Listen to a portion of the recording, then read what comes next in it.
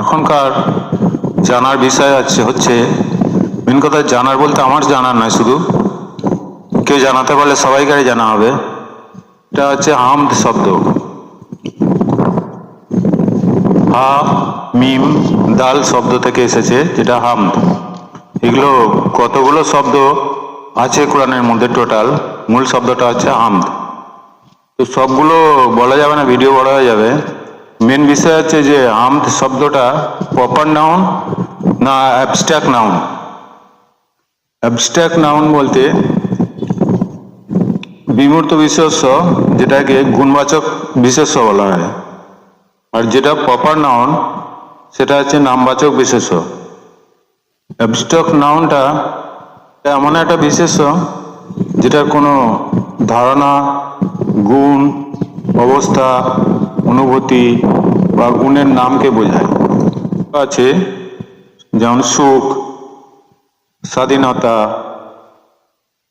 সত্যতা, এগুলো শুধুমাত্র অনুভব করা যায়, কিন্তু চোখে দেখা যায় না বা এটাকে ছোঁয়া যায় না। তো এই হামদ, হামিম দাল, যেটা হামদ, হামদ শব্দটার মূল শব্দটা যেটা কোরআন থেকে এসেছে, সেটা 68 বার লেখা আছে। তো আমি কয়েকটা আয়াত বলছি, এখান থেকে আপনারা নিজেরা বিচার করে আমাকে বলবেন যে এটা কি প্রপার নাউন না অ্যাবস্ট্রাক্ট নাউন। 9 নম্বর সূরা তওবার 112 নম্বর আয়াতে আছে, এখানে লেখা আছে হামিদুন, অর্থাৎ প্রশংসাকারী। 17 নম্বর সূরা বনী ইসরাইলের 79 নম্বরে আছে, সেখানে আছে মাহমুদ কিংবা মাহমুদান, অর্থাৎ সেটা হচ্ছে প্রশংসিত। সেখানে বলছে, অর্থাৎ বনী ইসরাইলের 79 নম্বর আয়াতে হচ্ছে, নিজের জন্য অতিরিক্ত ইবাদত হিসেবে কিছু রাত্রি জাগরণ করবে, তোমার প্রভু তোমাকে এক প্রশংসিত স্থানে উন্নীত করবেন। ওখানে লেখা আছে মাহমুদান, হাওয়া দিচ্ছে প্রচন্ড।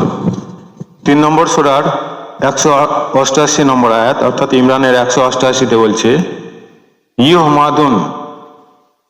ইউহমাদু, অর্থাৎ তাদের প্রশংসা করা হোক, যা করেছে তা নিয়ে আনন্দ করে, আর যা করেনি তার জন্য প্রশংসা পেতে চায়। ইমরানের 188 নম্বর আয়াতে। হামিম দাল থেকে যে শব্দগুলো এসেছে 188 জায়গায়, 68 জায়গায়, এই কটাতেই আপনারা বুঝতে পারবেন যে এটা প্রপার নাউন না অ্যাবস্ট্রাক্ট